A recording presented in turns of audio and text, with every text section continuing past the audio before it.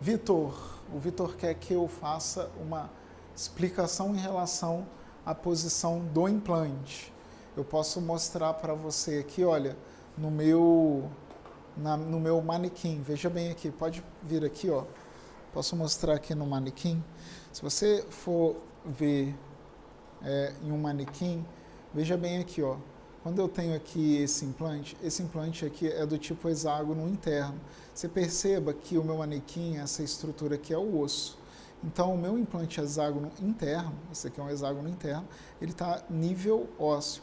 Quando a gente coloca um implante do tipo cone Morse, veja bem aqui, ó, o implante cone Morse, ele está lá dentro do osso, ó, lá dentro, você não consegue ver, ó, lá dentro.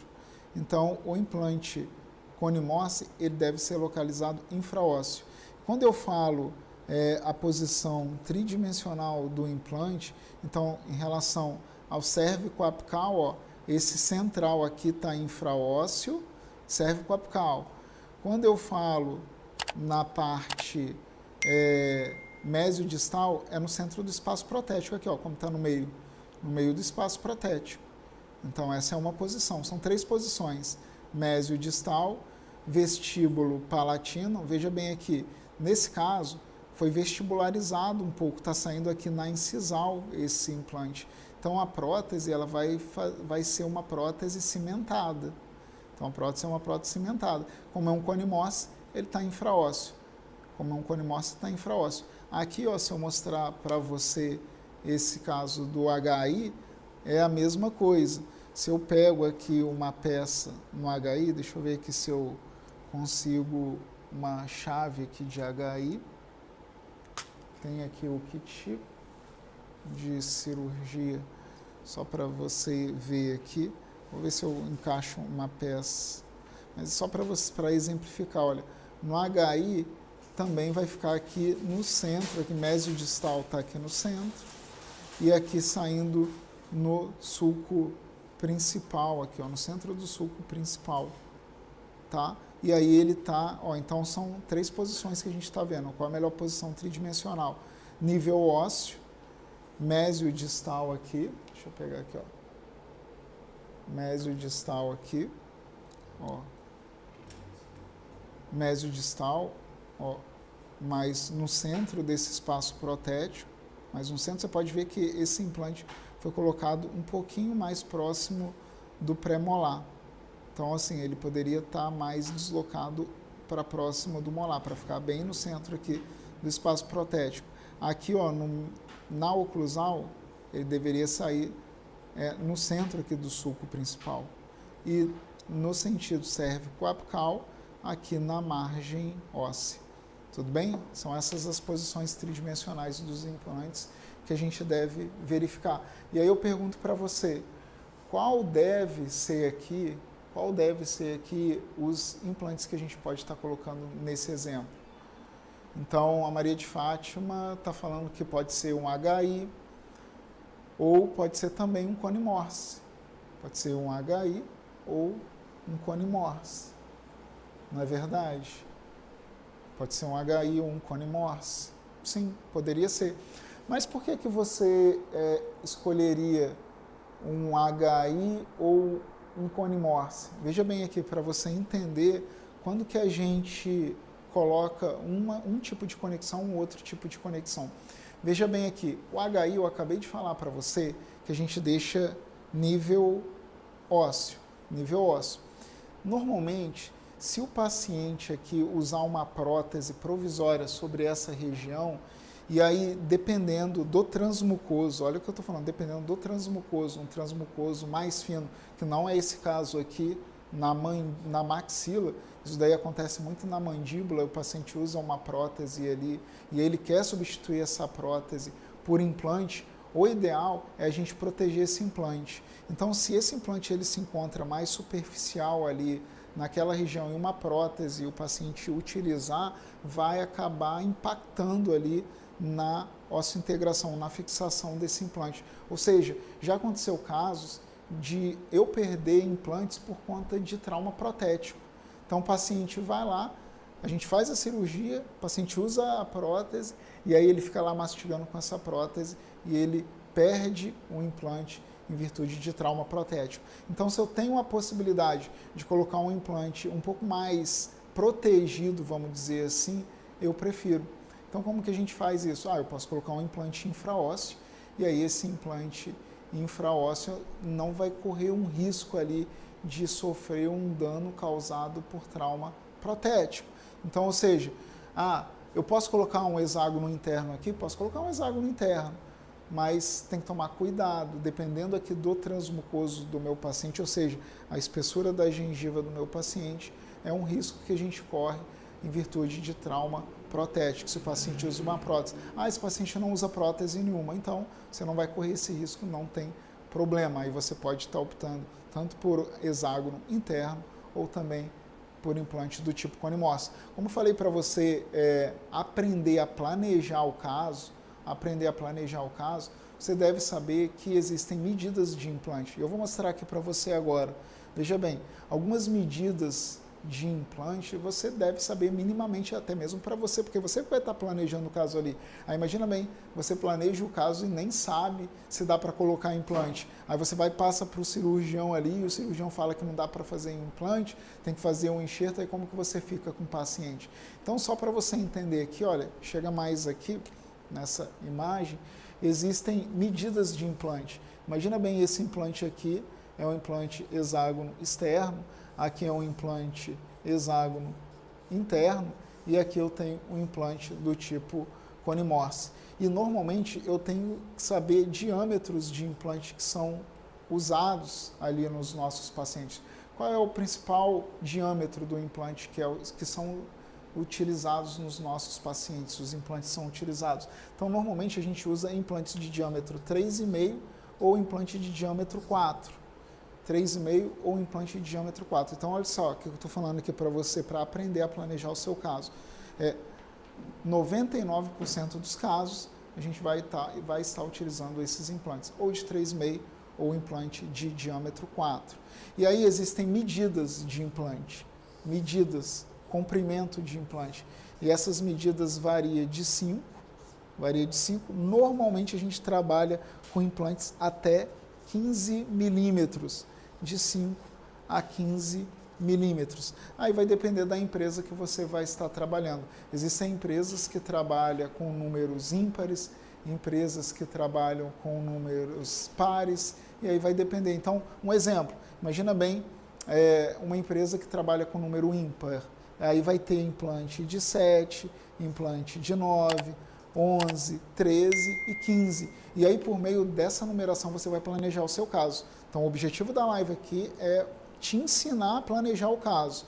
Então, olha só, você já sabe qual é a posição do implante, você já sabe quais são as conexões disponíveis no mercado e agora você sabe aqui medidas de implante. 99% dos casos, diâmetro 3,5 e 4 e medidas de comprimento, que pode ter uma variação de 5 a 15 milímetros. Tem empresas que têm medidas assim, olha, 7,5, 8,5, 11,5, 13, 15. Isso vai depender muito da empresa que você vai estar trabalhando. Mas isso não vai mudar muito ali o seu planejamento, porque você precisa de saber realmente a disponibilidade óssea do seu paciente. Eu vou mostrar para você agora aqui como que a gente verifica essa disponibilidade óssea. Tudo bem? Então, veja bem aqui. Nesse caso, a gente acabou optando, olha só. Então, aqui é uma outra imagem para você observar aqui, uma imagem meio que lateral, para você ver a imagem aqui do caso. E aí, veja a imagem aqui da instalação dos implantes. Então, a gente colocou 2 implantes do tipo cone Morse. Você pode perceber que os implantes estão infraósseo. Veja, isso daqui já é o parafuso de cobertura, o tapa do implante, ou seja, a tampinha que a gente coloca aqui no implante. Então a gente optou porque esse paciente está usando uma prótese ali. E aí, então a gente optou por proteger esse implante. E aí a gente usou um implante do tipo cone Morse. E aí eu pergunto para você, uma outra questão que você deve saber em relação ao seu planejamento. E aí eu falei assim, você colocou um implante. Tudo bem, você optou por um implante do tipo cone Morse, Mas qual foi a medida do implante que foi colocado ali? Como que você observa a medida do implante que foi colocado aqui? Vou mostrar aqui para você um caso onde a gente acaba por meio da tomografia. Olha só, essa daqui é uma imagem panorâmica de uma tomografia, e aí eu vejo onde que eu vou colocar um implante. Então aqui foram colocados 2 implantes, mas eu tenho um corte transversal ou um corte sagital, onde eu consigo verificar a medida tanto da espessura óssea como da altura óssea ali. Então imagina bem aqui, nesse exemplo, onde eu coloquei um implante na região de molar, onde eu tenho aqui o meu alveolar inferior. E aí, da minha crista óssea marginal até o meu alveolar inferior, imagine que eu tenho aqui 10 milímetros de altura. Da minha crista óssea até o meu alveolar, eu tenho 10 milímetros. Qual tipo de implante que você colocaria ali para fazer uma prótese unitária na região posterior? Me fala aí no chat. Fala aí no chat, quero saber. Olha só, eu tenho 10 milímetros, mas eu tenho 5 milímetros, ou até mais aqui, ó. Tenho 7 milímetros de espessura. Qual é o tipo de implante? Ah, professor, se você tem 7 milímetros de espessura, coloque implante de 5. Porque daí, não precisa. Acabei de mostrar para você aqui agora que você, 99% dos casos, você resolve trabalhando com implante de diâmetro 3,5 e 4.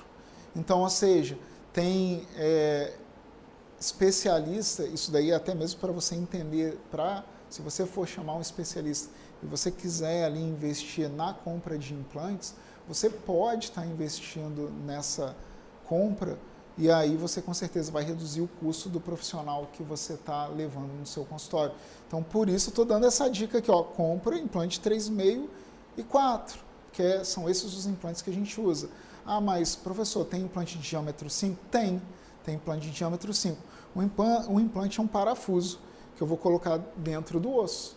E aí esse implante, ele deve ficar com uma estabilidade boa ali. Imagina bem, eu fiz uma perfuração no osso e esse implante ficou com uma estabilidade ruim, aí o que vai acontecer se esse implante é um implante de 4? Eu posso fazer uma perfuração mais profunda para estabilizar esse implante melhor. Isso daí, obviamente, se esse implante for um implante do tipo Cone Morse, porque como que eu vou estabilizar um implante mais profundo e um implante HI, sendo que eu tenho que colocar esse tipo de implante nível ósseo? Eu vou acabar tendo que jogar esse implante fora e colocar um implante de comprimento maior. Mas o Cone Morse eu já tenho essa opção. Posso deixar um implante infraósseo e tentar estabilizar esse tipo de conexão, uma área mais apical. Então, é uma vantagem também do uso do implante do tipo Cone Morse. Mas, e se eu não tiver essa possibilidade de aprofundar um pouco mais o implante, como que a gente faz? Aí eu posso colocar um implante de diâmetro maior. Então, eu sempre falo aqui com os nossos alunos que a gente sempre tem algum implante de diâmetro 5.